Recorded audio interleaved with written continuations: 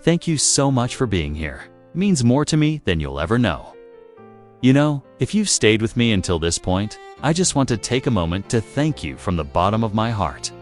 Stories like Jim's watching Freddie perform at Live Aid for the very first time aren't just about music, or fame, or even history.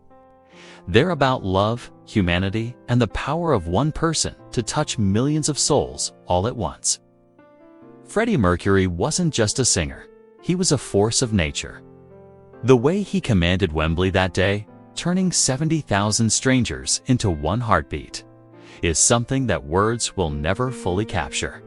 And Jim, watching the man he loved bare his soul to the world, got to see not just Freddie the superstar, but Freddie the human being, nervous, vulnerable, then completely alive in his element. And that's the beauty of it, isn't it? That the people we love most often reveal their true magic when they simply doing what they were born to do. Freddie was born to sing, to connect, to give everything he had in those few moments on stage. And Jim, in his quiet, loyal way, was born to be there, to love him through it all. As fans, we may not have been in Wembley that day, but through stories like this, through the music, through the memories, we are still part of it. Every time we listen to Bohemian Rhapsody or Love of My Life, or even just hear Freddie's laugh in an interview, we're connected, not just to him, but to one another. So, to all of you still listening, carry that spirit with you. Celebrate love in all its forms. Celebrate music that moves your soul. And never forget that one voice, one performance can truly change the world. Thank you for staying until the end. And just like Jim walking behind Freddie, following him with love and admiration, we too carry Freddie's legacy forward together. Oh, I haven't told you about the time I met Brian May. You know, when I first started this channel, I was just a nobody, really. I remember sitting in my car outside of London's O2 Arena, you know? The place where the O2 Wireless Festival was being held. I was just a nobody trying to get noticed, trying to get a ticket to meet Brian May.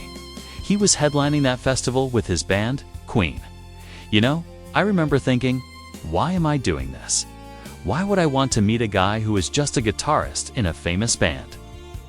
I mean, I wasn't even a big Queen fan back then. But something inside me kept pushing, kept telling me, you have to do this. You have to meet this Brian May character.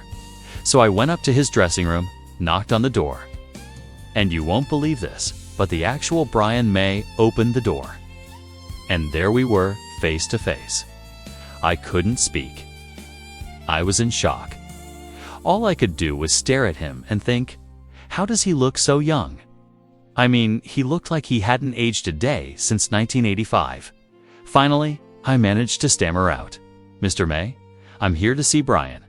And he just smiled and said, come in. And that's when everything changed. We talked for hours about music, about life, about everything and nothing. And by the end of it, I knew I had found a friend in Brian May. You know, he's not just a guitarist. He's not just a member of Queen. He's a legend, a true legend. And I feel honored to call him my friend. If you want to know more about Brian May, stay tuned. 'Cause next week, we delve deep into the archives and bring you an epic story that will show you just how awesome Brian May truly is. Trust me, you won't want to miss this. Until then, keep rocking and keep believing in the power of music. Thanks for watching. See you soon.